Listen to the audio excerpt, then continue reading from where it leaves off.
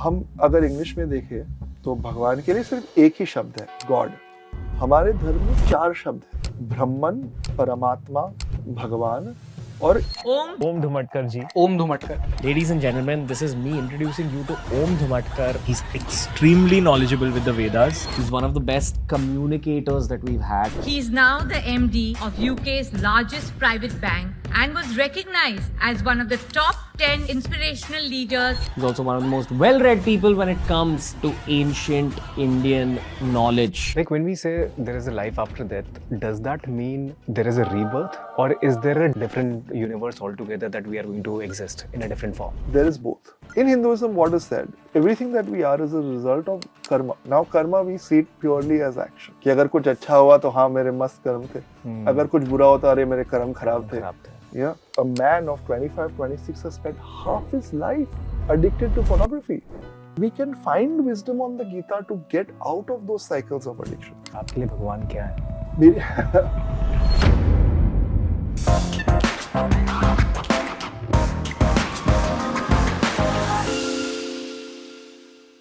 So Om, thank you so much for this wonderful opportunity to speaking with you in person this time.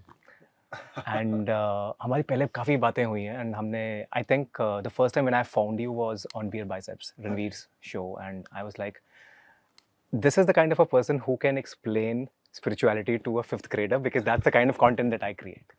तो मुझे यही है कि that you know, so I create infotainment content. I try to break down complex topics in a very simpler format that even 3rd grader, 4th grader, 5th grader can understand. Mostly because I can't understand beyond that. तो मैं अपनी problem को solve करने के चक्कर में I am thinking there would be many people like me who could not understand such complex topics. So I try to break down. So if you were to break down spirituality for a 5th grader, how would you do that? देखिए, firstly तो thank you very much for having me. I think it's very nice to see you in 3D क्योंकि हमने जब भी बात की है it's always on a screen, तो वो 2D था, तो बहुत अच्छा है. देखिए, आपने बहुत अच्छा सवाल पूछा है because spirituality को simplify करना ये एक बहुत ही मुश्किल चीज़ है. It is not simple, but अगर मैं आपको एक simplistically बता दूँ, आप देखेंगे कि कोई भी लाइट है, लाइट बल्ब है, वो लाइट बल्ब के पीछे पावर क्या है? इलेक्ट्रिसिटी है कि नहीं? ज्यादातर चीजें अगर हम गाड़ी से जाए point A to point B, तो वो गाड़ी तो है, लेकिन वो गाड़ी के पीछे पावर क्या है? उसमें डला हुआ पेट्रोल है. ठीक है, तो इसी तरीके से अगर हम देखें तो हमारी जिंदगी में पावर क्या है? कौन सी वो चीज है जो हमें पावर कर रही है? वो अगर हम बॉडी को भी देखें तो किस चीज से इस बॉडी को पावर आती है कि किस समय के लिए वो जीवित है और फिर आफ्टर डेथ कुछ और बन जाते हैं. That power is a soul, spirit. तो जब हम स्पिरिचुअलिटी की बात करते हैं, हम उस अंडरलाइंग पावर के बारे में पूछ रहे हैं कि हमारे जीवन का पावर क्या है. और फिर जैसे as we start to explore that, अलग अलग सवाल पूछते हैं. अच्छा ठीक है, तो फिर ये पावर से मैं इंटरेक्ट कैसे करूं, मैं पावर को दर्शाऊं कैसे? तो फिर आती है बात अलग अलग जो भगवान के फॉर्म्स है उनकी, इस पावर से मैं इंटरेक्ट कैसे करूं? फिर आते अलग अलग जो प्रोसेसेस है, जैसे कि पूजा, मेडिटेशन एक्सेट्रा. और फिर आता है कि अच्छा ये पावर में मेरे जीवन में क्या रिलेशनशिप है, मेरी सर्कमस्टांसेस कैसे आती है. फिर आती है बात कर्मों की एंड सो ऑन. लेकिन अगर बहुत ही सिंपलिस्टिकली आपको समझना है हमारे जीवन के पीछे का पावर क्या है, बॉडी है, लेकिन बॉडी का स्पिरिट क्या है, उसे कैसे जाने, that is the focus of spirituality. Would you say that you are a spiritual person or a religious person? I am both. I don't see the difference between religion and spirituality. I am very lucky that I have been born into Sanatan Vedic Dharma, which we describe as Hinduism now. And I feel like in Hinduism, I have had a depth of both religious practice as well as spiritual wisdom, both of which I've been able to apply in my entire life, as in the entirety of my life, which includes relationships, it includes professional life, the work that I do, the teams that I manage, the content that I put online. ये सारी चीजें ना religion और spirituality दोनों से sustained है. क्योंकि ज्यादातर लोग ऐसे जानते नहीं है, क्योंकि मैं YouTube पे इन चीजों के बारे में बात नहीं करता. लेकिन जो मेरा डे जॉब है वो बैंकिंग में है, बहुत ही सीनियर एग्जीक्यूटिव रोल है यूके में, एक बड़े बैंक में. तो वहां पे जो आप यू नो जो चैलेंजेस की आप बात कर रहे थे वो बहुत रोज एवरीडे एक्सपीरियंस करने को मिलती है। और as a leader you are not just managing your own emotions, आप आपकी पूरी टीम के इमोशंस मैनेज कर रहे हो। क्योंकि अगर किसी को प्रॉब्लम है ना तो वो आपको आके बता देंगे और वो कहेंगे मेरा प्रॉब्लम ये है, तुम ये ले लो, तुम्हारे हाथ में, you deal with it. Yes, तो you need something that is gonna power you to deal with that. और मुझे तो गए आई थिंक 17-18 साल हो गए कि I have been walking this path of spirituality in a structured way and it has been very helpful. So from like starting से you were into all this religion, spiritual, या ये आस्ता आस्ता you develop your? देखिए क्या है ना, India में ग्रोइंग अप हम नेचुरली जुड़ जाते हैं स्पिरिचुअलिटी से, ऐसी बात नहीं है कि नहीं है। लेकिन जैसे कि काफी लोगों को होता है, मुझे वो भी हुआ था कि मेरे टीनेज ईयर्स में जब मैं पूछता था कि इसका मीनिंग क्या है, मुझे आंसर्स नहीं मिलते थे। तो फिर जब मैं यूके गया, मैंने लोन लेके I had gotten accepted into the London School of Economics, तब मुझे लगा कि चलो भाई अब अपना फ्री हो गए, जो चाहे वो करो। और बहुत फ्री होके मजा भी बहुत आया। लेकिन जो चीजें मुझे मजा दे रहे थे, आई स्टार्टेड टू फील कि भाई इसमें अभी मजा है नहीं। जो हम पार्टी करते थे रात भर, you know we used to be up, गप्पे मारते थे, यहाँ वहाँ जाते थे, पहले बहुत मजा आया उसमें। लेकिन At what age you had this realization? This was about, I think must have been 18, 19, So around young. that age. नहीं, because you are enjoying it a lot. देखो बाहर जब जाते हैं तब ऐसे नहीं कि किसी की परमिशन लेनी पड़ती है, you are on your own. So you are in control of what you can do. So when you are in control and you don't know how to be in control, you can become out of control very quickly. तो वो out of control होने के बाद मुझे लगा यार इन चीजों में जिनमें मुझे लगता था बहुत मजा है, उनमें मजा नहीं आ रहा, ये क्यों ऐसे हो रहा है। और एक फ्रेंड थी मेरी, she used to organise Bhagavad Gita classes at university. तो वो बुलाती रहती थी हर हफ्ते कि तुम आओ, और मैं हर हफ्ते उसे कहता था हाँ आऊंगा, और मैं हर हफ्ते नहीं जाता था। फिर कौन जाएगा, किसका इंटरेस्ट है इन चीजों में। लेकिन फिर मैंने उससे पूछा कि देखो मुझे ऐसे लग रहा है, तुम्हें लगता है कि इसका बेनिफिट होगा? इसलिए यही तो हम डिस्कस करते हैं कि कैसे हम लोग सक्सेस पाए इन अ वे दैट हमारा दिल अंदर से नर्चर फील कर सके, हमें अंदर से लगे कि हाँ भाई अच्छा है, जिंदगी अच्छी है। तो तब मैं गया और मुझे बहुत वैल्यू मिली इन चीज़ों में। और फिर it was a class run by Chinmay mission, जो कि एक स्पिरिचुअल ऑर्गेनाइजेशन है, इंडिया में भी है, ऑल ओवर द वर्ल्ड है।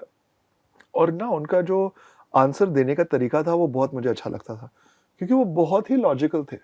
वो कभी ये नहीं कहते थे कि ये करो इससे पुण्य मिलेगा, वो करो उससे पाप मिलेगा। वो बस ये कहते थे तुम्हें जो करना है करो, लेकिन अगर तुम उसके रिजल्ट्स भुगतने को तैयार हो तो फिर करो, यू नो।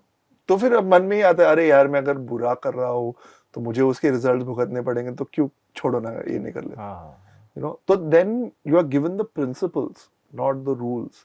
जैसे कि क्या है, काफी बार रिलीजन में ना, और हमारे रिलीजन में भी जैसे हमें सिखाया जाता है ये रूल है, ये रूल तुम्हें फॉलो ही करना है, तो हमें लगता है क्यों फॉलो करें। लेकिन अगर कोई कहे कि ये रूल के पीछे ये मीनिंग है, इट इज अ प्रिंसिपल, कि अगर तुमने ये किया तो उसका परिणाम तुम्हें कहीं ना कहीं भुगतना पड़ेगा, तो अभी तुम देख लो तुम्हें करना है कि नहीं। तो फिर देन यू फील ओके चलो, तो फिर मैं खुद नहीं करूंगा। तो ये आपका लाइक जो इंटरेस्ट बना जब इस पे, हाँ जी, तो आपने like directly like did something really happened that you had a vision, या कुछ ऐसा लगा कि दैट यू नो भगवान आ गए 20 साल के? नहीं ऐसी बात नहीं थी। बस मुझे लगा ना कि मेरे लाइफ में जो मेरी चैलेंजेस है उसको मीट करने की शक्ति मुझ में आ गई। That was the main thing. जैसे कि मैं आपको एक बात बताऊं, जब मैं यूनिवर्सिटी में था, मैं सोता था 2 बजे 3 बजे सुबह के, और उठता था फिर 10-11 बजे। फिर मैं तैयार होके ब्रेकफास्ट जो था वो हम 12 बजे खाते थे।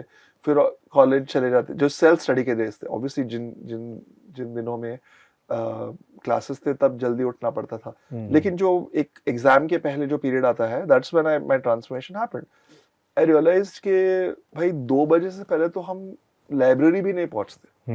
और उसी समय ये जो चिन्मय मिशन की जो बात कर रहा था, उन्होंने एक रिट्रीट रखा था, यूथ रिट्रीट इन एक आउट ऑफ लंदन जगह अच्छा थी। लंदन में ही। हाँ, लंदन के जस्ट बाहर उन्होंने की और सबको बस में बिठा के वहां पे ले गए थे। वहां पे हम लोगों को 6 बजे उठ के 6:30 बजे मेडिटेशन रहता था। 6:30 to 7:30 sorry 6:30 to 7 was meditation. 7 to 8 a.m. was the first class of the day. तब जो सब्जेक्ट था वो उस रिट्रीट का वो टीचर आके सिखाते थे। फिर 7 to 8 7 to 7:30 was sorry 6:30 to 7 to 8 was the first class. 8 to 8:30 shower तैयार होने का, 8:30 ब्रेकफास्ट होता था, 9:30 तक ब्रेकफास्ट रहता था, 9:30 को second class of the day. So 9:30 to 10:30 was the second class of the day. फिर 10:30 को थोड़ा ब्रेक रहता था 15-20 मिनट। उसके बाद from 10:45 to 11:30 was our discussion group. और जब मैं ये एक दिन ये शेड्यूल किया, 2 दिन शेड्यूल किया, तीसरे दिन मुझे पता चला कि यार सुबह 6:30 से मतलब 6 बजे जब मैं उठता था और 11:30 बजे तक जब मैं नॉर्मली रिट्रीट के बाहर जब उठता था, इतना सब कुछ मैं कर सकता हूँ, इतना सब कुछ हो जाता है। जो अगर हम फोकस करें तो इतना हो सकता है। मेडिटेशन भी हो सकता है, क्लास भी हो सकता है, 2 क्लासेस हो सकते हैं, शावर करके ब्रेकफास्ट भी खा सकते हैं और डिस्कशन ग्रुप भी हो सकता है। So then that changed my perspective और मुझे वाकई में लगा कि हाँ ये मैं कर सकता हूँ। Just waking up early in the morning, that changed your whole perspective. Completely changed my perspective. And going through the classes and all that. क्योंकि पहले लगता था यार सुबह 6 बजे उठ के मतलब मैं नहीं कर ही नहीं पाऊंगा। इसलिए हम उठते थे 11:30 बजे। You know, but then when you have a practical experience, you're like हाँ। वो कितने देर का सेशन था आपका? वो रिट्रीट थी 4 दिन की। अच्छा। 4-5 दिन की रिट्रीट थी। अच्छा 4-5 दिन में। हाँ बस, और उसमें इतना मुझे चेंज आया कि actually I was not heading towards a good score. जो यूनिवर्सिटी में ग्रेड थी वो मेरी इतनी अच्छी नहीं होने वाली थी, लेकिन ये जो एक्सपीरियंस आ गया इसके वजह से मेरी ग्रेड और परफॉर्मेंस बहुत इंप्रूव हुई। अच्छा। बहुत ही ज्यादा। क्योंकि क्या है ना, आपके जीवन में थोड़ा सा अगर आप डिसिप्लिन इंट्रोड्यूस करो, जैसे कि मैंने पाया कि अगर मैंने अपने जीवन में थोड़ा सा डिसिप्लिन इंट्रोड्यूस किया, उसके मल्टीपल इफेक्ट्स आए। यू नो 6-6:30 बजे उठना इतना डिफिकल्ट नहीं। अगर आप 10-11 बजे तक सो गए तो आप 6-6:30 बजे आराम से पूरी नींद करके उठ सकते हो। तो देखिए, लोग पूछते हैं कि मैं मेडिटेशन करता हूँ लेकिन मुझे कॉन्फिडेंस नहीं है। तो कॉन्फिडेंस की सीक्रेट क्या है? अगर आप जीवन में कुछ भी करना चाहो तो आपको कॉन्फिडेंस की तो जरूरत लगेगी। आपको जॉब करना है, अप्लाई करना है, आपको किसी के साथ बात भी करनी है कि भाई रिलेशन बनाओ या कुछ, कॉन्फिडेंस की बहुत जरूरत है। कॉन्फिडेंस आता कहाँ से है? कॉन्फिडेंस आता है डिसिप्लिन से। अगर आप डिसिप्लिन्ड हो तो उसका एक अपना कॉन्फिडेंस होता है, क्योंकि आपने जो डिफिकल्ट चीज है वो ऑलरेडी कर चुके हो। सुबह 6-6:30 बजे उठना स्टूडेंट के लिए डिफिकल्ट होता है, लेकिन वो कर चुका है। आधा घंटा मेडिटेशन या 10 मिनट मेडिटेशन भी करना मुश्किल होता है, लेकिन वो कर चुका है। यू नो, रोज जिम जाना या हफ्ते में 3-4 बार जिम जाना मुश्किल है, लेकिन हम सुबह सुबह कर चुके हैं। तो 9 बजे से पहले जो 3-4 अगर किसी ने डिफिकल्ट चीजें की है, जो उनका मन कहता है यार मत करो, छोड़ो, क्यों कर रहे हो, तो फिर नेचुरली कॉन्फिडेंस तो आ ही जाएगा। तो इस कारण मेरी लाइफ में बहुत कॉन्फिडेंस आ गया कि जो भी चैलेंजेस है ना वो हाँ उनका सामना कर सकते हैं, और उसके रिजल्ट्स भी आने लगे। यूनिवर्सिटी में 2 इयर्स जो मेरे मतलब 3 इयर्स की डिग्री थी, उसमें से फर्स्ट ईयर तो ऐसे ही पार्टी किया, मजा किया। सेकंड ईयर मतलब मुझे लगने लगा कि भाई कुछ कम है। सेकंड ईयर के फाइनल एग्जाम्स के टाइम पे इस रिट्रीट पे गए आए, तो उसके बाद 2 महीने जो फोकस के साथ पढ़ाई की है, इट जस्ट चेंज। रिजल्ट्स उसके बहुत ही बेहतरीन आए। और जो थर्ड ईयर में वही जो फोकस और इंटेंसिटी थी वही लेकर पूरी साल पढ़ाई की। और तो ऐसे नहीं कि हम बिल्कुल पढ़ाई कर रहे थे, we were having a lot of fun. हम उस टाइम पे हमारे जो स्टूडेंट ग्रुप्स थे, हम लोग ट्रिप्स पे जाते थे। हम लोगों ने ऐसे किया था, एक पिक्चर थी डॉन, शायद आपको याद हो, शाहरुख खान वाली, अभी नई वाली नहीं, शाहरुख खान वाली जो थी, तब वो मतलब बहुत एंटिसिपेशन था उस पिक्चर का। तो हमने जाके एक थिएटर से डील किया कि हम 200 टिकट बेच देंगे, आप हमें बेच दो। तो वहां से टिकट खरीदे 5 पाउंड के, कैंपस में बेचे मतलब 6 पाउंड के या 7 पाउंड के, और कमीशन रख लिया उनके लिए। नो, ऐसी चीजें करते थे। इट वाज नॉट थोड़ा मजा ही था। It was not like we were making money और बट It's ऐसे fun. था, तो इतनी एनर्जी थी, हम लोग ऐसी चीजें करते थे, तो we had a lot of fun, but Yeah. Results भी अच्छे आए उसके वजह से। और क्या हुआ कि जैसे रिजल्ट्स आने लग गए वैसे थोड़ा स्टडी इन चीजों में थोड़ा डेप्थ के साथ भी होने लग गई। वो कब आया आप में? वो उसी टाइम पे आया था, जो मेरी स्पिरिचुअल स्टडी थी ज्यादातर, जिसके बारे में मैं आज बात करता हूँ, वो एज ऑफ 19 and 21 के बीच में ज्यादातर पा लिया था। Because in my opinion, I always thought that you were some kind of a scholar हाँ in Hinduism, scriptures. मेरे को यही लगता था हाँ जी। for a very long time until I checked out your LinkedIn and everything. फिर I got to know that you belong to a banking background. हाँ जी। You're working with the company. फिर I was like surprised कि आपको इतनी in depth knowledge कैसे आपको आई? देखिए क्या है ना, लोग मुझे कहते हैं कि यू आर हिंदुइज्म एक्सपर्ट, इस मतलब टाइटल से 100%. इंट्रोड्यूस करते हैं, और लाइक भाई मुझे प्लीज ये Expert मत कहो, बिकॉज आई एम अ हिंदू साधक, हिंदुइज्म का मैं एक साधक प्रैक्टिशनर हूँ मैं। और क्या है ना कि हालांकि मेरी स्टडी 1-2 साल में ज्यादातर हो गई थी, it's not that it stopped there, it's continued since then, but बहुत ही ज्यादा इंटेंसिटी के साथ उस पीरियड में हुई थी। तो 10 साल या 15 साल में क्यों रुका before I started YouTube content है वो, क्योंकि एक थियोरेटिकली किसी चीज को समझना और वाकई में उसको अपने जीवन में उतार के एक्सपीरियंस करना, उसमें फर्क रहता है। जैसे कि शास्त्रों में, भगवत गीता में भी पहली बात यही है कि you are not your body, you are the soul. Right. लेकिन इन जब थोड़ी मतलब गहरी बात करने वाला हूँ कि जब तक आपने किसी क्लोज फैमिली मेंबर की डेथ एक्सपीरियंस नहीं की है, तब तक वो बात समझना बहुत मुश्किल हो जाता है कि you are not the body, you are the soul. क्योंकि पूरी हमारी फिर एक्सपीरियंस या हमारी अटैचमेंट पूरे किसी के बॉडी के साथ है। जिसके मेरे फादर सडनली गुजर गए 2016 में, तो इतने साल पुरानी जो मैंने पढ़ाई की थी वो तब मुझे काम में आई। फिर वही एक्सपीरियंस करने के बाद मैं किसी को कह सकता हूँ ना कि you are not the body, you are the soul. वरना तो बस मैंने एक टेक्स्ट बुक पढ़ लिया और वही टेक्स्ट बुक आपको झाड़ रहा हूँ। जैसे कि भगवत गीता में और भी लिखा है कि यू शुड नॉट थोड़ा चीजों से ना ज्यादा आसक्ति नहीं होना चाहिए, अटैचमेंट नहीं होना चाहिए, या तो जो हमारे सेंसेस के लिए हम कंज्यूम करते हैं उसे थोड़ा कम करना चाहिए, ज्यादातर सेंसेस के पीछे भागना नहीं चाहिए। लेकिन when you are a young professional, especially अगर आप बाहर रह रहे हो ही जाता है ना कि भाई ड्रिंक लेनी है या किसी के साथ रिलेशन करने हैं, वो ज्यादा पार्टी पे जाना है। ये बहुत मतलब इन चीजों में बहुत लोगों का विश्वास है इन चीजों में बहुत लोगों का फोकस रहता है। तो उन चीजों को एक्सपीरियंस करने के बाद और उससे दूर, कॉन्शियसली उससे दूर जाने के बाद, तभी मैं जाके किसी को कह सकता हूँ ना कि भाई अपने सेंसेस के पीछे मत भागो इतना, उसमें इतना ये नहीं है। तो क्या हो गया, 2-3 साल की स्टडी थी, उसके बाद 15 साल का प्रैक्टिस था, तब आके 18 साल बाद आज हम उन चीजों के बारे में बात कर रहे हैं। तो लाइक एक्सट्रीम इमोशंस को आप कंट्रोल कर सकते हैं over the period of time. This is what the practice is all about. This is the result of the practice. The practice is different. Practice देखो क्या है ना, जितने लोग हैं उनकी उतनी मानसिकताएं हैं। As many people there, those many mindsets. जैसे कि मेरा माइंडसेट और आपका माइंडसेट चीजों में अलग होगा, तो जो मेरा गोल है और आपका गोल है वो शायद अलग भी होगा। देखिए मेरा एक गोल शायद ऐसा हो कि मैं अपने फैमिली को प्रोवाइड कर सकूं, उनके मतलब हमारा मकान जारी रख सकूं, टेबल पे खाना रख सकूं, ये सारी मेरे गोल्स होंगे। आपके गोल शायद ये होंगे कि मुझे बस आत्मज्ञान जो कहते हैं वो प्राप्त करना है।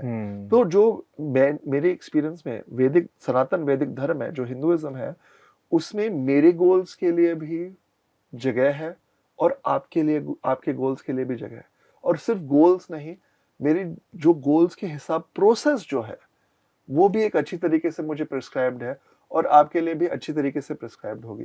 सो if your goal is to manage your family, तो क्या कहते हैं कि भैया थोड़ा दिन में थोड़ा सा मेडिटेशन करो, अगर नहीं कर सके तो थोड़ी एक पूजा तो कर लो, एक भगवान के सामने दिया जलाओ। इससे क्या होगा कि आप जो भी काम कर रहे हो ना, आप थोड़ी एक तरीके से रोज भगवान को कनेक्ट हो जाओगे।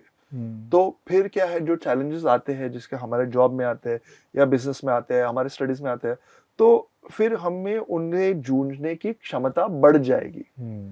इट्स नॉट कि वो चैलेंजेस नहीं, तुम ये पूजा कर लो तुम्हारी जिंदगी में चैलेंजेस नहीं आएंगे, लेकिन वो चैलेंजेस के कैसे डील करना चाहिए वो भी आ जाएगा।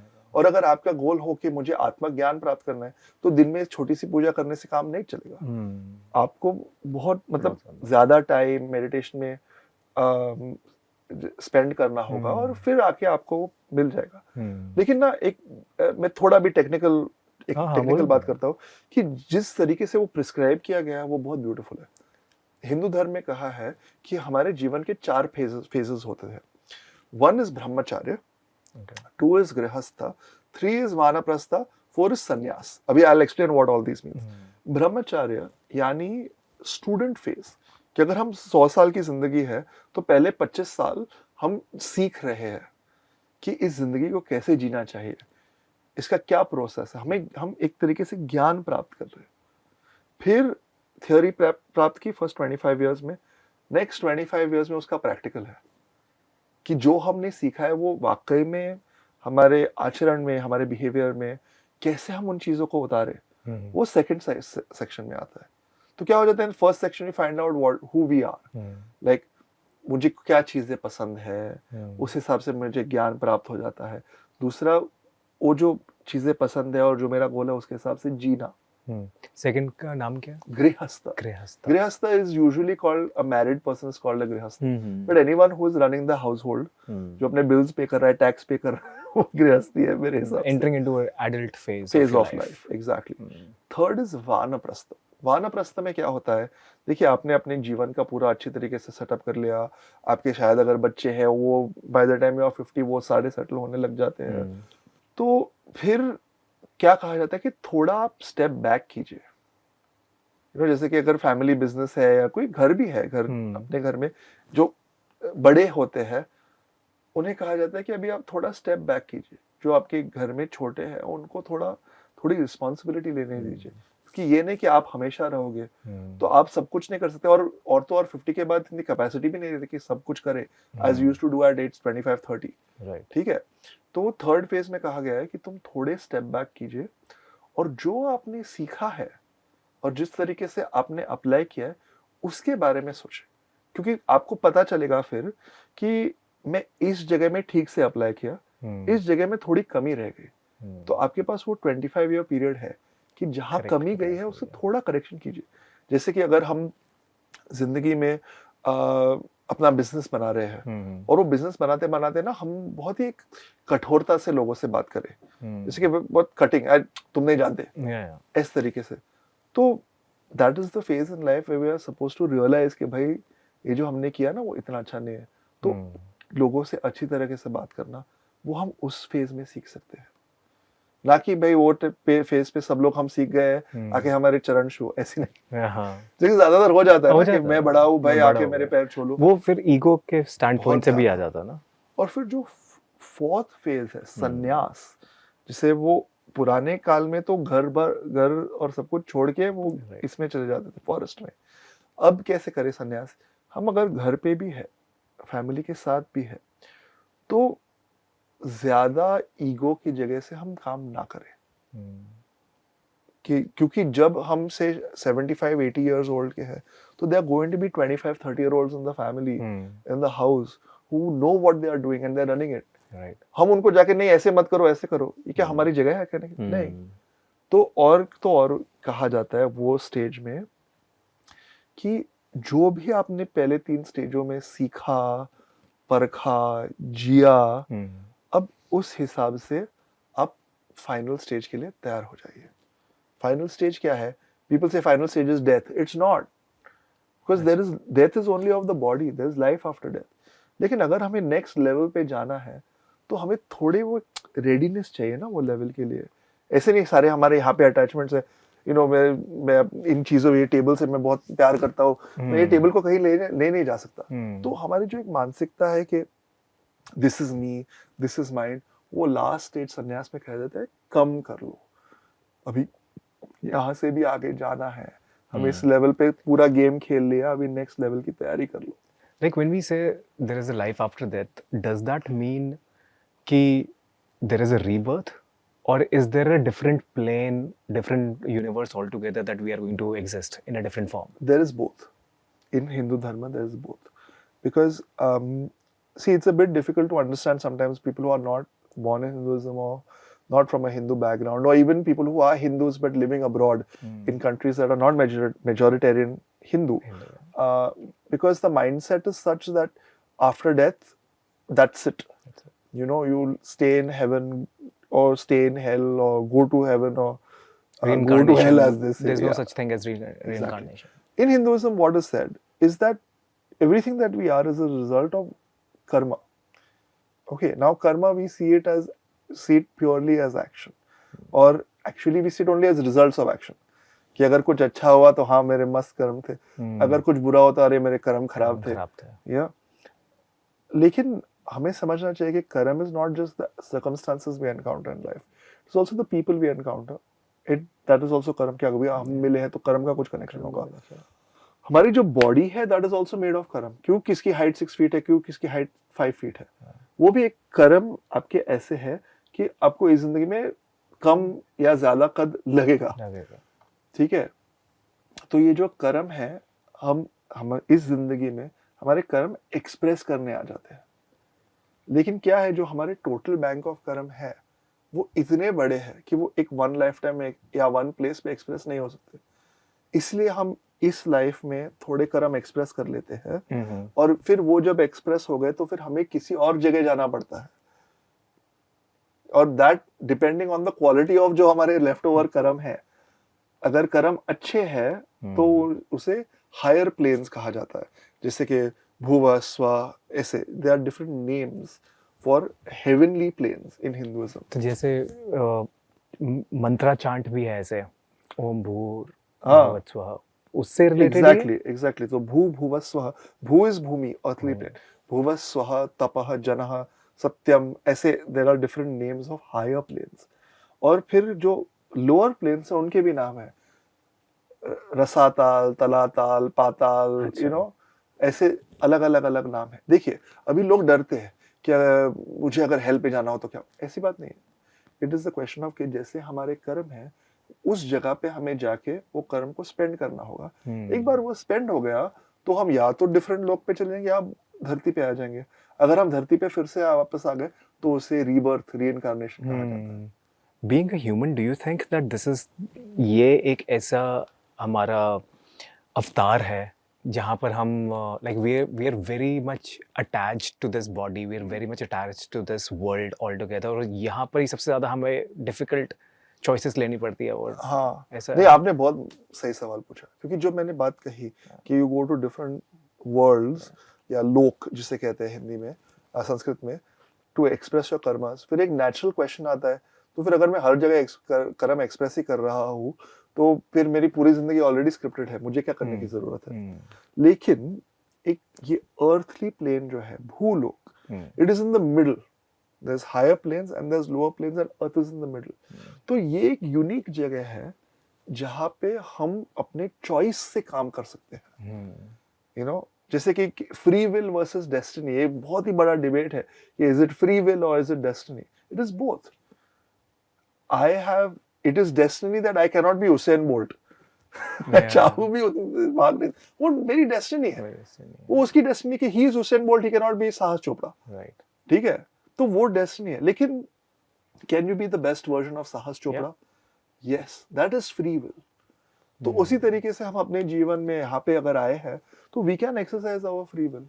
और हम आए ही है इसलिए ताकि हम फ्री विल लेके आगे बढ़ सके. What is the definition of free will? Free will यानी अपने चॉइस के हिसाब से काम करना, अपना दिमाग लगा के, मन लगा के अच्छे तरीके से चॉइस लेना. जैसे अगर आप, ये कप है आपका, कप जरा दे दीजिए. तो ये 2 कप है, ठीक है. ये इसमें अच्छी सी चाय है और इसमें मैं अगर जहर भर दूं और आपके सामने रख दूं, इट इज अ चॉइस. बोल से कि मुझे ये पीना है. अच्छा, अभी जहर और चाय के चॉइस में तो it's a straight forward choice, ठीक है. अगर इसमें चाय है और इसमें मैं कोका कोला भर दूं तो फिर आप, you have to make a choice and it's a harder choice, you know. In the same way, अगर हम किसी से कहे कि every day we have a choice, उठ के हम काम पे जाए, that is a choice we are making, you know. हम कौन से कपड़े पहने, हम, that's choice making. हम लोगों से कैसे बर्ताव करें, that is also a choice making. लोग एकदम बहुत एंग्री हो जाते हैं, you know, फिर कुछ भी कह देते हैं और फिर बाद में कहते थे अरे I could not help myself. But अच्छा ठीक है, उसका बट क्या इम्पैक्ट है आपकी लाइफ में, एक छोटी सी एक्टिविटी का, लाइक समथिंग इफ मैंने किसी को गलती से नहीं, मैंने एंगर में किसी को कुछ बोल दिया, हाँ लाइक उसके बाद मैंने अपोलोजाइज भी कर दिया, हाँ जी। बट उसका इम्पैक्ट क्या है मेरे लाइफ में इन टर्म्स ऑफ कर्मा? देखिए, कर्मा का तो एक इम्पैक्ट, कर्मा के इम्पैक्ट से पहले मैं आपको एक लाइफ टाइम में ही इम्पैक्ट बता देता हूँ। एक स्टोरी है कि एक बच्चा था, वो बहुत गुस्सा होता था हर चीज़ पे, कुछ छोटी बात भी हो गई वो बहुत गुस्से, चीखता था, चिल्लाता था, शाउट के ना सारा कुछ करता था। वो अपने नाना जी के यहाँ गया रहने के लिए, और नाना जी ने देखा कि इस बच्चे में बहुत ज़्यादा एनर्जी है, इसलिए वो गुस्सा करते रहता है हर समय। तो नाना जी ने क्या कहा उसको, ये लो एक हथौड़ा और ये लो बॉक्स ऑफ नेल्स, और जब भी, और ये है फेंस हमारे घर का, अच्छा जब भी तुम्हें ये गुस्सा आए वो एक नेल लेके डाल दो अंदर। तो वो बच्चा ऐसे करते गया, और एक दो चीजें हो गई। एक तो उसे लगने लगा कि भाई मेरा जो एंगर है वो मैं इस तरीके से एक्सप्रेस कर सकता, तो उसको एंगर आना कम हो गया। और दूसरी बात, थोड़ी देर बाद वो नेल्स का डिब्बा ही खत्म हो गया। तो फिर वो अपने नाना जी के पास गया और कहा कि देखो मेरा नेल्स का डिब्बा खत्म हो गया, अब मैं क्या करूं। तो नाना जी कहा चलो अब मेरे साथ। वो ले गए उसे वहां पे, और जो फेंस है उसे देखा दोनों ने, उसमें सारे वो जो नेल्स है वो अंदर जाके एम्बेडेड थे। तो वुड था उसमें, आयरन का नेल का हेड था। नाना जी ने कहा वो अभी तुम्हें जब भी गुस्सा आए अंदर से वो नेल्स को निकाल दो। तो ठीक है, वो रोज जब भी गुस्सा आता था वो जाता था। अगर 1 महीना लगा नेल्स अंदर डालने में तो शायद थोड़ा ज्यादा टाइम लगा उतारने में, क्योंकि उसको इतना ऑफन नहीं आता था एंगर। तो 2-2.5 महीने बाद उसका समर हॉलिडे खत्म हो गया, और जो आखिरी नेल था वो निकल गया। और वो नाना जी के पास गया कि मेरा आखिरी नेल निकल गया। तो नाना जी ने उसे, वो फिर ले गया उन्हें और देखा तुम्हें क्या दिख रहा है। तो फेंस में he could see holes everywhere. He said मुझे फेंस तो दिख रहा है लेकिन फेंस में बड़े बड़े बड़े होल्स दिख रहे हैं मुझे। तो नाना जी ने कहा देखो तुम्हारा ना एंगर यही कर देता है कि तुम एंगर में कुछ बोल तो दो, लेकिन जो तुम्हारे जो रिलेशनशिप्स है, जो कनेक्शंस है लोगों के साथ, फिर उसमें जो छेद हो जाते हैं ना, वो तुम कभी भर नहीं सकते। और अगर कुछ सामान लेके भर भी दिया तो उसका वो कलर मैच नहीं होगा। तो जो जैसे तुम्हारा रिलेशनशिप था वो वैसे नहीं रहेगा। तो ये एक बहुत ही मतलब गहरी बात है कि अगर हम आगे जाके आपके कर्म पे क्या इम्पैक्ट होगा वो तो आगे की बात है। लेकिन आप इस जीवन में अगर आपने रिलेशनशिप्स अच्छी तरीके से रेगुलेट नहीं कर पाए, अपने इमोशंस को अच्छी तरीके से रेगुलेट नहीं कर पाए, तो कैसे जमेगा, कैसे होगी बात। You know, be successful here first, before you can think of आगे जाके अलग जिंदगी reincarnation के पहले वो higher levels, lower levels। और यही तो बात है, हमारी तो बात कितनी होती थी और होती है रेगुलरली इन चीजों के बारे में कि हम पहले कहते थे अपनी जिंदगी का डेफिनेशन बनाओ। जैसे कि मैं काफी चीजें करता हूँ, अभी यूट्यूब के बारे में बात की, बैंकिंग के बारे में बात की। एक और चीज जिस पे हम कनेक्ट होते हैं वो कोचिंग है। जो एक सीनियर लीडर्स है, ज्यादातर बिजनेस ओनर्स, उनके साथ मैं कोचिंग करता हूँ, क्योंकि जिस तरीके से अपना लीडर अपना माइंडसेट बनाए ना, उस तरीके से उनकी पूरी कंपनी चलती है। तो at one point if you focus on coaching the leader, then you are directly coaching 20 or 30 people who are working with them. 100%। तो जब हमने पहली कोचिंग शुरुआत की थी और दूसरों के साथ भी, one of the first things we discuss is कि आपके सक्सेस का डेफिनेशन क्या है। और लोग कहते हैं कि मुझे ये बिजनेस को इतना बनाना है, ये करना है, वो करना है। ठीक है, वो सब ठीक है, और इसे पाने में आपके चैलेंजेस क्या है। फिर सही के प्रॉब्लम्स निकलने लगते हैं कि भाई देखिए मेरी रिलेशनशिप इतनी अच्छी नहीं है, मेरा फोकस इतना अच्छा नहीं है, मुझे इस चीज़ की एडिक्शन है, ये है, वो है। तो फिर as a result of those both the aspiration as well as the challenges, we able to craft a new definition of success. कि अगर कोई कहे कि मुझे बिजनेस बहुत बढ़ाना है और मुझे बेटी के साथ टाइम स्पेंड करना है, तो we make a new definition of success कि वो फील्ड में थोड़ा आपका एम्बिशन कम कर दो, इस फील्ड में थोड़ा आपका एम्बिशन बढ़ा दो। और ना यही जो बात है कि हम जीवन में सक्सेसफुल कैसे हो, ये हमारे शास्त्रों में भी मिलती है। अगर आप देखो भगवत गीता, जो कि भगवान कृष्ण ने अर्जुन को संबोधन दिया था in the middle of the Mahabharata, middle of the Mahabharata, जैसे महाभारत वॉर, जो कुरुक्षेत्र पे वॉर होने वाला है, बस उसके पहले जो मैसेज भगवान श्री कृष्ण ने अर्जुन को दिया था उसे हम आज गीता के नाम पे जानते हैं। तो उसका मैं जो मैसेज है वो मैं आपको नहीं बताने वाला क्योंकि टाइम इतना कम है। हाँ, लेकिन बेसिकली भगवान श्री कृष्ण उसे कहते हैं कि जिस चीज से तुम डर रहे हो अर्जुन, वो चीज डरने लायक है नहीं। और जैसे वो ही has attachment to his family members जिनको वो मारने वाला है, या ऐसा प्रसंग निकले जब वो उन्हें मारेगा या तो वो उसे मार देंगे। तो कहते हैं कि क्यों लड़ोगे, कैसा, what type of war is this? You have to fight your own family. तो Krishna says this war is necessary because हमने सारा कुछ और ट्राई कर लिया है। War now is the only solution. और जो तुम्हें लगता है कि तुम मारने वाले हो, तुम वाकई में मारने नहीं वाले, क्योंकि अगर तुमने वो बॉडी को टच कर दिया तो कर दिया, लेकिन उसके आगे भी उनकी जिंदगी है, जैसे कि हमने ऑलरेडी डिस्कस किया है। तो फिर अर्जुन कहता तो फिर मैं कैसे लड़ूं? तो कहते कि act according to dutiful action, जो तुम्हारा धर्म के अनुसार चलो। और फिर धर्म क्या है ये तो बहुत ही बड़ी बात है। But the point is not that Krishna says कि ये करो बिकॉज ये रूल है। ये मतलब dharma does not just mean that you can not go against your family. या it means that we have to do the right authentic thing at the right time. अभी हम देखें कुरुक्षेत्र, जो कि वो बैटलफील्ड का नाम है, उसमें भी कितना डेप्थ है। कुरु यानी कर्म, क्षेत्र यानी जगह, तो वो जगह जहां कर्म होता है उसका नाम है कुरुक्षेत्र। तो ठीक है, महाभारत के कॉन्टेक्स्ट में it is the battlefield, but हमारे जीवन में कुरुक्षेत्र नहीं है। हम जिस फील्ड में स्ट्रगल कर रहे हैं, काम कर रहे हैं, वो हमारा कुरुक्षेत्र नहीं हो जाता। कि अगर कोई नर्स है या डॉक्टर है, हॉस्पिटल उनका कुरुक्षेत्र नहीं है। कोई लॉयर है तो लॉ का ऑफिस या कोर्ट्स उनका कुरुक्षेत्र नहीं है। क्रिएटर है तो स्टूडियो उनका कुरुक्षेत्र नहीं है। We have to all act in the right way in the fields that we are present in.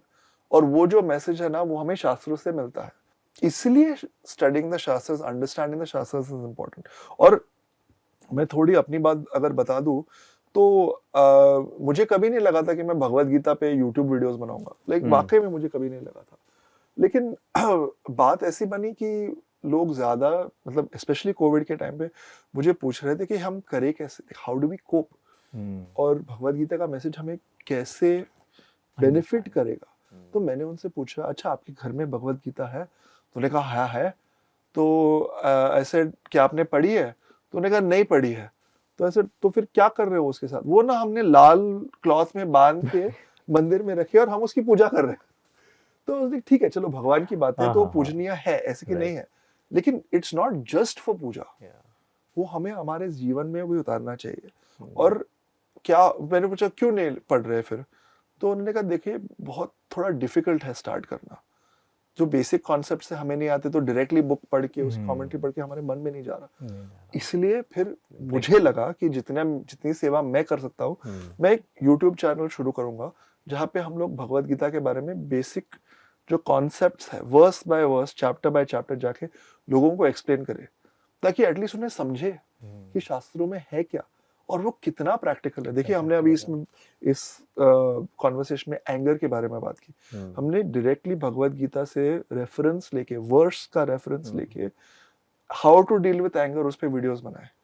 Anxiety, डर, जिससे हम सबको है एंजाइटी प्रॉब्लम, तो अभी वेस्ट में बहुत बढ़ चुका है और इंडिया में भी बढ़ रहा है। लोगों को डर लग जाता है, तो डर के साथ कैसे डील, उस पे बनाया है। फिर लोगों को एडिक्शंस है इतनी सारी, एडिक्शंस के साथ कैसे डील कर सकते हो, उसके भगवत गीता के रेफरेंस लेकर हम लोगों ने वीडियोस बनाए। तो जो बहुत ही प्रैक्टिकल चीजें हैं, इस विजडम को लेके हम अपना जीवन कैसे जी सके, वो उस चैनल पे कवर्ड है। तो please go and watch it if you are interested in Bhagavad Gita and if you are don't know where to start. फिर ऐसे नहीं कि that is the be all and all.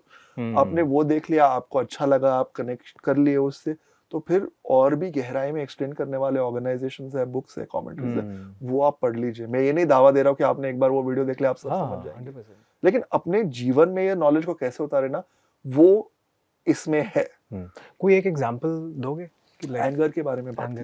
ठीक है, तो अब भगवान श्री कृष्ण, एक्चुअली हम एंगर और एडिक्शन दोनों के बारे में बात कर सकते हैं। There are 2 verses in the Bhagavad Gita, chapter 2 में जो आते हैं, वह भगवान talks about anger and he talks about addiction. आपके लिए भगवान क्या है? मेरे मेरे लिए भगवान, Because I've seen you speak Bhagwan a lot. हाँ So I wanted to know that. देखिए मेरे लिए क्या है, उससे पहले हम समझते हैं कि हिंदुइज्म में भगवान किस तरीके से एक्सप्लेन किए गए हैं। हम अगर इंग्लिश में देखें तो भगवान के लिए सिर्फ एक ही शब्द है, गॉड। हमारे धर्म में 4 शब्द है, ब्रह्मन, परमात्मा, भगवान और ईश्वर। ये 4 शब्द है। हर एक शब्द का अपना अपना स्पेसिफिक मीनिंग है।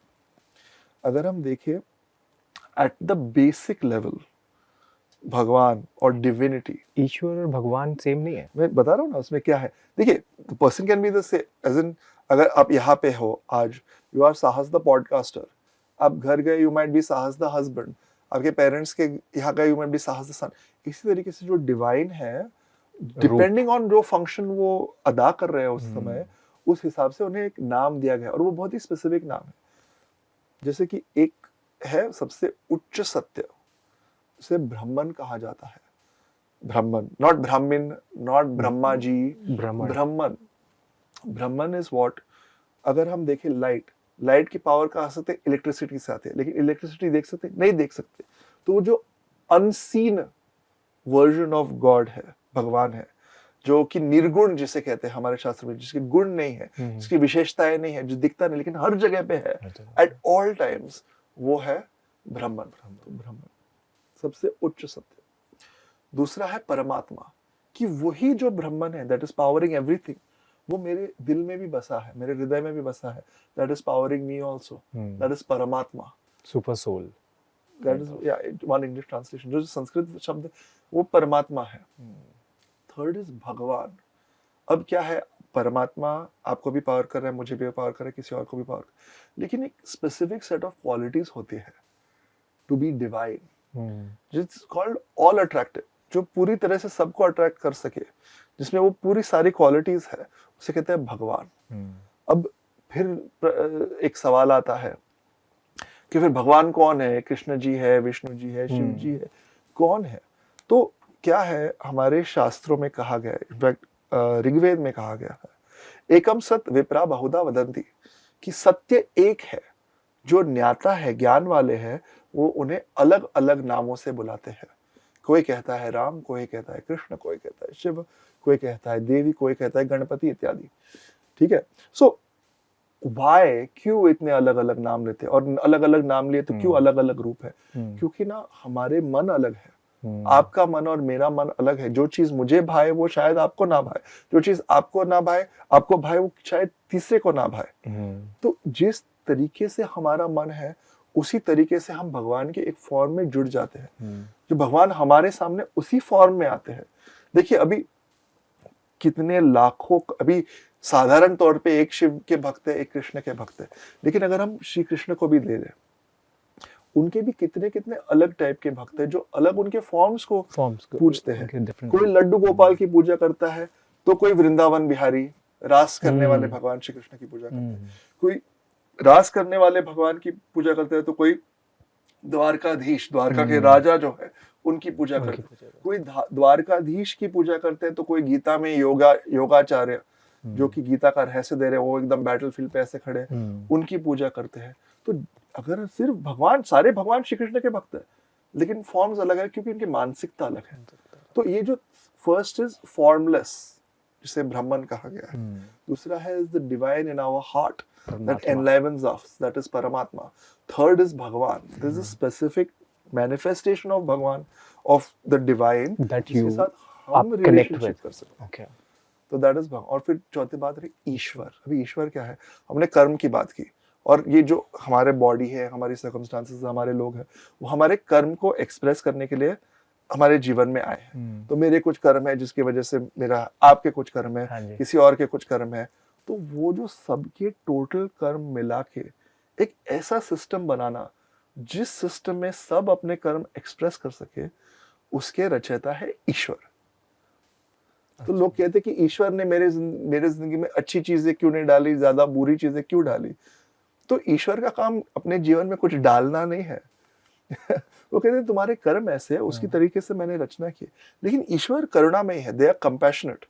वो कहेंगे हाँ, करुणा का मतलब करुणा एज इन कंपैशन, अच्छा एज इन काइंडनेस। kindness, हाँ हाँ तो ईश्वर करुणामयी है। वो कहेंगे कि अच्छा चल, तुम्हें मतलब तुमने पिछली जिंदगी में किसी को बहुत मारा, उसके वजह से तुम्हें इस जिंदगी में जेल जाना पड़े, लेकिन तुम ऐसे नहीं लगते, तुम इस जिंदगी में अच्छे तरीके से काम कर रहे हो, तो शायद कभी जेल की विजिट तुम्हें करनी पड़े, वहां जाके मतलब तुम क्या जैसे कि एक मैंने कहानी सुनी किसी की कि वो मेडिटेशन प्रोग्राम करने गए थे जेल में, जो जेल में इनमेट्स है ना, उनके लिए उनके लिए। अच्छा तो वो गए वहां पे, और जो जेलर थे उन्होंने कहा उनसे पानी पी लीजिए। मैंने कहा नहीं नहीं मैं ठीक हूँ। जेलर ने कहा देख लो, जेल में पानी पीने की आपके एक कुछ तो होगा, तो पी लो अभी और इसमें कट जाओ। तो ऐसी जो चीजें सर्कमस्टांसेस है ना, वो भगवान ईश्वर अरेंज कर देते हैं हमारे लिए। हम कहते हैं कि अच्छा हुआ बुरा हुआ, हम कौन जानने वाले अच्छी चीज क्या है बुरी चीज क्या है। तो हमें बस यही देखना चाहिए कि हे भगवान हे ईश्वर, हमें इन चीजों से लड़ने की या इन चीजों से डील करने की क्षमता दीजिए। क्योंकि देखिए अभी कितनी बार ऐसे होता है, अभी मैं खुद का एग्जांपल देता हूँ क्योंकि दूसरे लोगों का एग्जांपल नहीं देना चाहता। मेरे जो पिताजी है वो बहुत ही सडनली गुजर गए। यानी कि मैं 2-3 हफ्ते पहले उनसे मिला था इंडिया में, उनके साथ अच्छी बातें की थी, वो पूरी तरह से हेल्दी थे। उस दिन जब वो गुजरे भी, उन्होंने मुझे गुड मॉर्निंग का मैसेज एक भेजा था सुबह, और फिर वो उठे, क्योंकि इंडिया में टाइम मतलब मॉर्निंग जल्दी होते हैं, फिर यूके में टाइम डिफरेंस की वजह से। तो जब मैं उन्होंने उठ के वो मैसेज भेजा था मुझे, फिर ब्रेकफास्ट कर दिया और मेरे मदर के साथ बैठे थे, तब उन्हें सडनली स्ट्रोक आ गया और वो उसी समय गुजर गए। अभी आप एक तरीके से देखें तो ये बहुत ही बुरी बात है, बहुत ही बुरी बात है। इट्स वेरी बैड, कितनी मतलब हर्टफुल चीज है कि कोई ऐसे गुजर गया सडनली, उनको बाय करने की भी आपको चांस नहीं मिला। लेकिन मैं वाकई में सोचता हूँ कि जो उनको मृत्यु आई वो कितनी एक अच्छे तरीके से आई, कि उन्हें सफर नहीं करना पड़ा। देखिए उनके कर्म में था कि उन्हें स्ट्रोक आए, लेकिन कितने सारे स्ट्रोक विक्टिम्स ऐसे होते हैं कि उन्हें मतलब सालों साल 15 से आई नो समवन, उन्हें स्ट्रोक आया था 15 साल वो यही थे, पैरालाइज्ड ही थे, बेड पे ही पड़े हुए थे। वो कैसी जिंदगी हो गई उनकी। तो ईश्वर किस कारण किस चीज की रचना करते ये हम नहीं जानते। अभी हमारी जिंदगी में अच्छी चीजें होती है, बुरी चीजें होती है, और मतलब किन किन के जीवन में बहुत ही बुरी चीजें होती है, जैसे कि एज अ चाइल्ड कि हम कंट्रोल नहीं कर सकते उन चीजों को। क्या वो बुरी चीजें हाँ है, क्या वो नहीं होनी चाहिए थी, नहीं होनी चाहिए थी, लेकिन अब जब हुई है तो हम उनसे कैसे हील करके आगे बढ़े, इसका नॉलेज हमें शास्त्रों में मिलता है।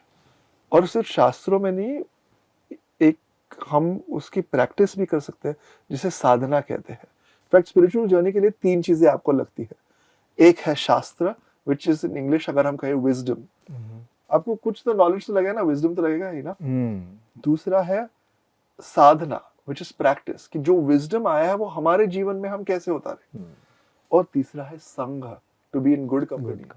अगर हम साधना कर रहे हैं और विजडम अपने जीवन में उतारे और कोई कहे अरे छोड़ यार चल कुछ और करते हैं, तो that is not good company.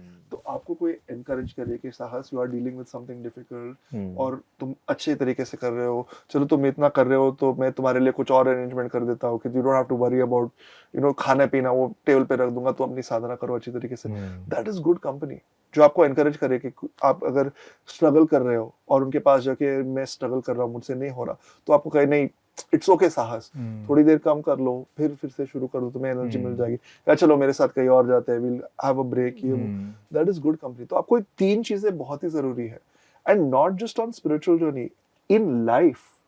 in life in we life need that's these what I 3 was thinking things. when you were saying this is like आपके लाइफ में ये 3 चीजें चाहिए। बिल्कुल it's not just about कि आपको spiritual way में अपनी लाइफ लीड करनी है, even as a human being I think you need to be in a good company। yeah आपको साधना, meditation, practice, wisdom, skill set बढ़ाना अपना, everything is a part of your lifestyle बन जाता है आपका। 100%. And I've worked extensively in the corporate world. Corporate world में क्या हो जाता है ना, लोग करोड़ों कमा लेते हैं। I've seen people who have earned in the millions, but वो अपने दिल में खुश नहीं है। और ऐसे हो जाता है ना कि I have seen senior business leaders जिनके अफेयर्स चल रहे हैं, फैमिली लाइफ अच्छी नहीं है, ये नहीं है, वो नहीं है। तो फिर मैंने कभी कभी सोचा कि अगर आप इतने लेवल पे पहुंचे हो, जो कि आप पूरे ग्रुप के या पूरे टीम के या पूरे डिवीजन के या पूरे कंपनी के ही सीईओ हो, और आपको हर महीने हर हफ्ते आप इतने, मतलब एक दिन में आप इतना कमा लेते हो जो कि शायद कोई और एक साल में ना कमाए, इतना आप पैसे कमा रहे हो, लेकिन आपके खुद के बच्चे आपसे बात नहीं कर रहे, या आपकी जिंदगी ऐसी है कि आपको किसी जूनियर लड़की को छेड़ना पड़े, तो कैसी जिंदगी है यार? क्या आप सक्सेसफुल हो? ये सक्सेस क्या है? और मेरे जिंदगी में मैंने वो ऐसे उतारा टू अंडरस्टैंड कि भाई मुझे किस चीज से खुशी आती है। तो मुझे काम मेरा पसंद है बैंकिंग का, मैं ये नहीं कह रहा कि मैं नहीं कर रहा या आपका पसंद नहीं, लेकिन उसके साथ मुझे साधना करना भी पसंद है, तो मैं रोज करता हूँ अपनी साधना, और उसके साथ मुझे सेवा करना भी पसंद है, इसलिए मैं यूट्यूब का ये काम कर रहा हूँ। और मुझे फिर कोचिंग करना भी बहुत पसंद है, क्योंकि उसका इफेक्ट ज्यादातर लोगों तक पहुंच सकता है। Yeah, and I'm a firm believer, मेरे ख्याल से everybody should have a coach in their life, क्योंकि आप हर चीज़ खुद नहीं समझ सकते।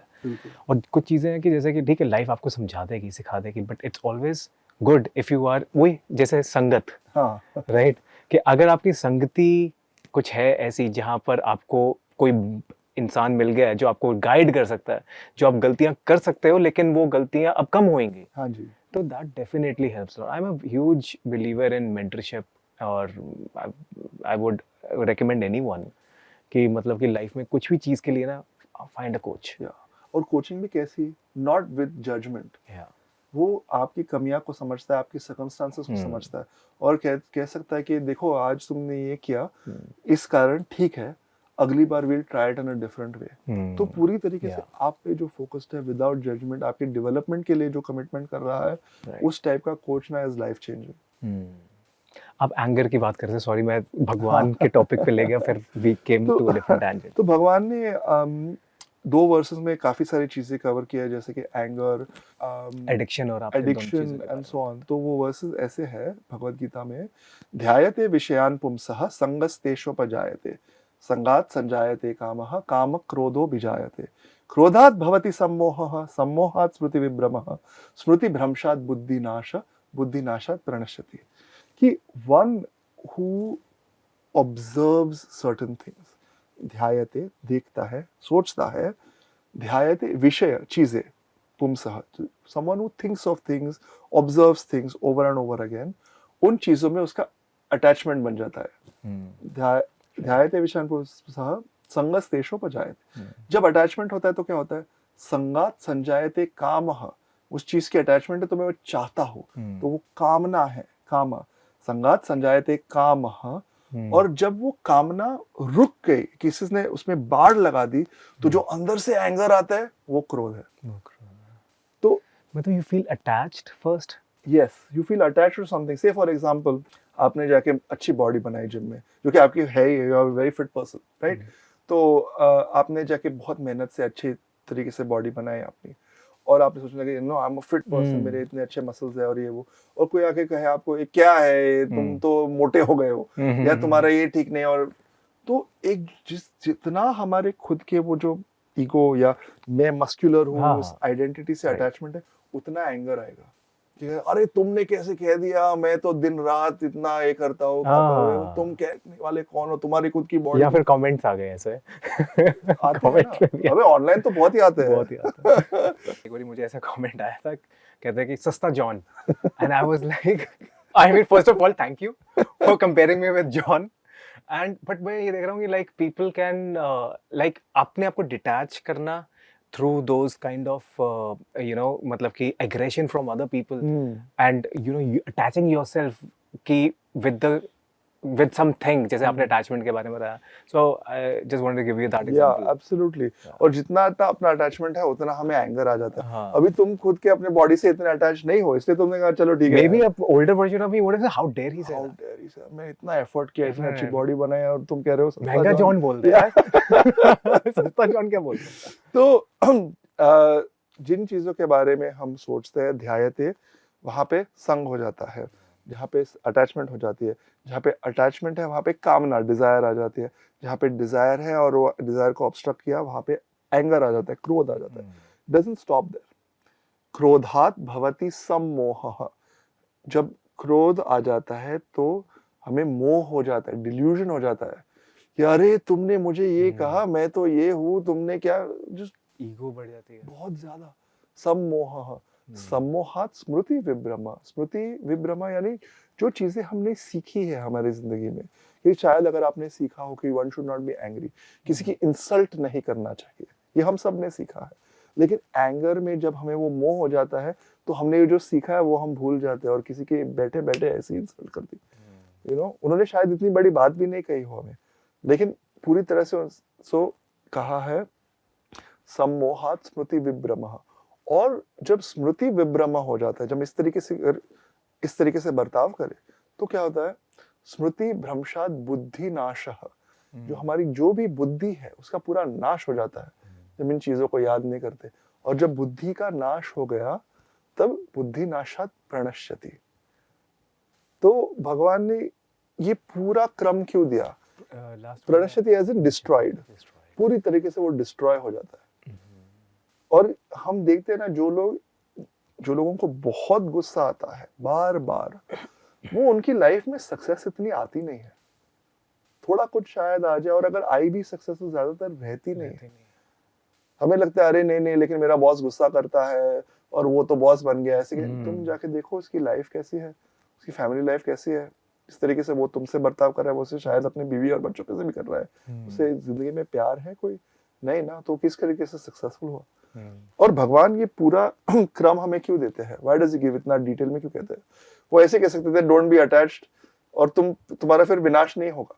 ये डिटेल में क्यों कहते हैं? ताकि हम खुद उसको समझ सके कि जब हमें एंगर आए फॉर एग्जाम्पल, तो कि किस चीज की अटैचमेंट है जिसकी वजह से एंगर आया. ये हमें सोचना चाहिए. अगर कुछ हो गया ना और हमें सडनली हमें एंगर आ गया, या लाइक से फॉर एग्जाम्पल आपका बिजनेस है, बिजनेस में किसी ने कुछ गलत कर दिया और आपको सडनली गुस्सा आ गया, तो वो एक चीज की मैं किस चीज से अटैच्ड हूँ कि ये गुस्सा आ रहा है. शायद आप किसी आउटकम से अटैच्ड हो कि ये इस टाइम में होना चाहिए और नहीं होगा इसलिए मैं गुस्सा हो गया हूँ. तो आप शायद सोच सकते हैं अच्छा वो आउटकम हम किसी और तरीके से भी ला सकते हैं, या वो आउटकम इतना इंपॉर्टेंट है या नहीं है. तो you get to pause and stop. ठीक है, rather than just becoming angry. तो ये एक बात हुई, and it's a way of controlling anger. और यही बात आगे जाके भी भगवान कहते हैं काम एष क्रोध एष रजो भव रजोगुण समुद्भव. कि जो अटैचमेंट, कामना, desire and anger are attached to each other. तो when we get angry we have to see okay, what is it that we are attached to, or what we have a desire that has been obstructed. So it's extremely practical guidance. और फिर आई addiction की बात.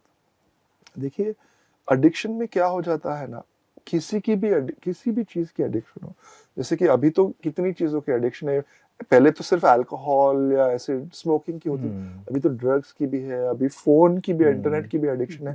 Internet pornography मतलब इतनी ज्यादा है. आप सुनो, अगर हम सोच भी ना पाए कि अबाउट 25-26 साल का लड़का, you know, a man of 25-26 has spent half his life addicted to pornography.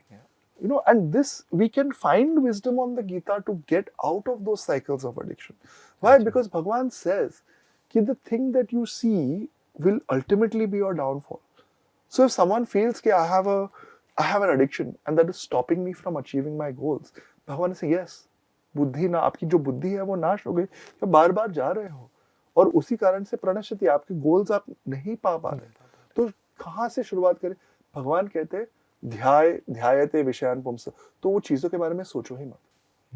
अभी ये कहना इजी है, करना मुश्किल है. तो करने के लिए we have to do some साधना and so on so that we get the ability. But कहा गया the wisdom is there. No, अभी मैं आपको इसका प्रैक्टिकल एग्जांपल एक देता हूँ कि जो मैं खुद प्रैक्टिस करता हूँ. इंस्टाग्राम पे अगर हम देखें, देयर इज हमारा फ्रंट पेज और जो हमारा प्रोफाइल पेज है, उसके बीच में एक सर्च टैब आ जाता है, आपने देखा होगा.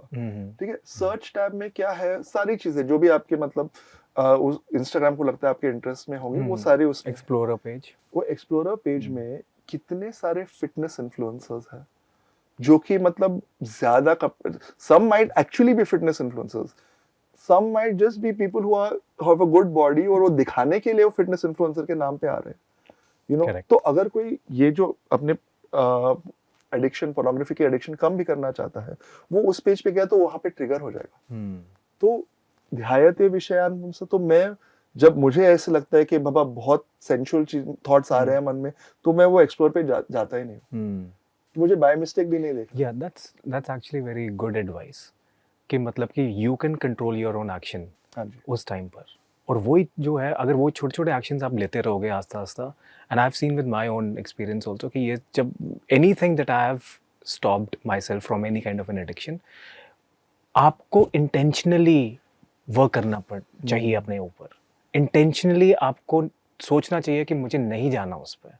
आप ये नहीं सोच सकते कि मैंने सोच लिया और आ गया और चलो क्लिक कर देंगे, देख लेंगे, मेरे को कोई फर्क नहीं पड़ रहा, मेरे को कोई फर्क नहीं पड़ रहा. बट फर्क पड़ता है. हाँ. और क्या है ना कि ज्यादातर लोग जो जिन्हें एडिक्शंस है, not just of pornography but any type of addiction, वो अपने मन ही मन में जानते कि ये चीज गलत है. उन्हें किसी और को आके बताने की जरूरत, nobody has to come in. लेकिन तो फिर हम औरों का क्या है? We have to create the conditions for our family and friends जहां वो हमसे कनेक्ट हो जाए.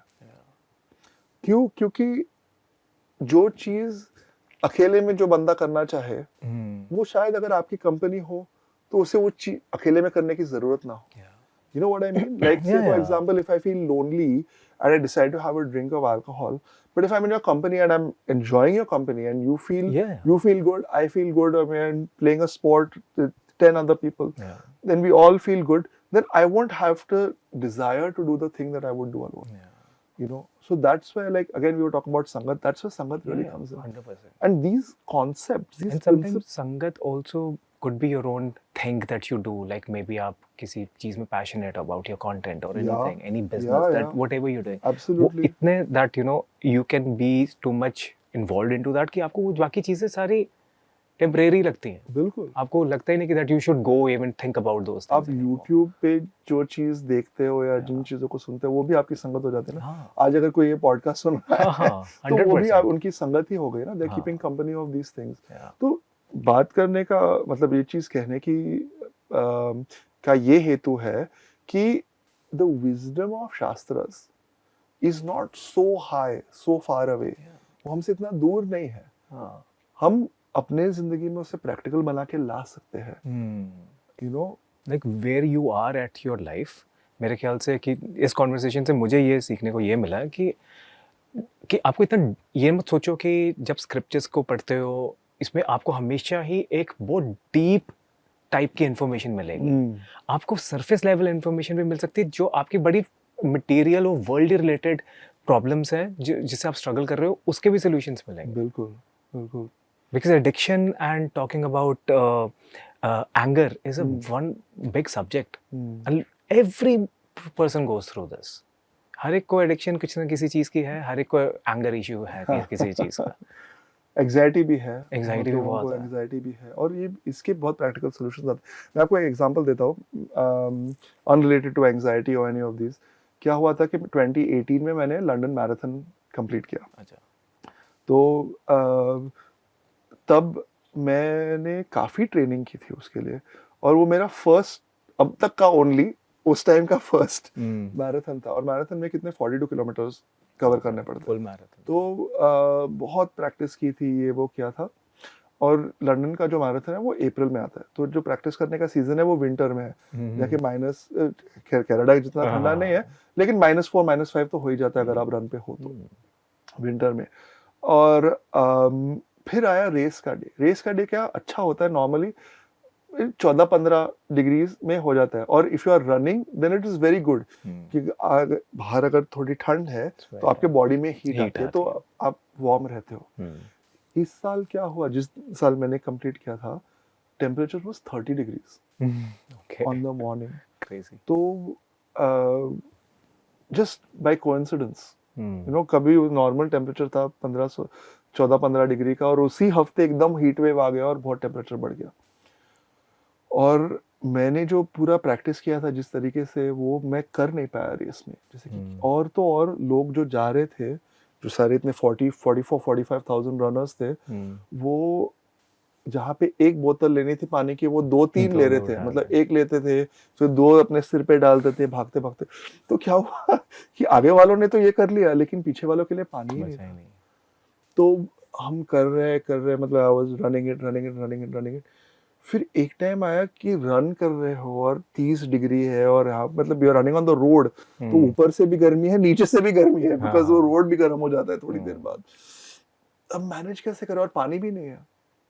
तो literally the only thing that got me through from that situation, at least about 10-15 kilometres I had done, was मैंने कहा भागना तो छोड़ ही दो, बस focus on moving forward and every step was Hare Krishna Krishna Krishna Hare. एक स्टेप पे मैं एक भगवान का नाम ले रहा था और वही जो हरे कृष्णा कृष्णा कृष्णा हरे हरे हरे राम राम राम।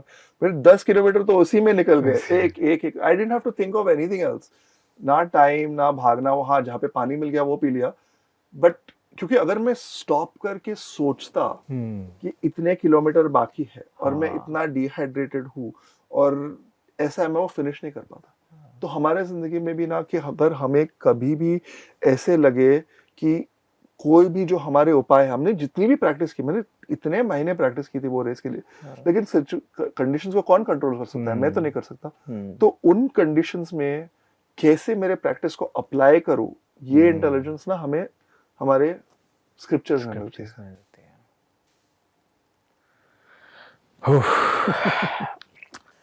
आई थिंक ये मेरा first podcast and the most foundational podcast था मेरे को, and I am so glad that I did it with you, because इसमें ना you touched on so many surface level conversations जो लोग ऑलरेडी स्ट्रगल करते हैं, and I think you answered unknowingly a lot of my answers also. मेरे लिए तो ये कोचिंग सेशन ही था।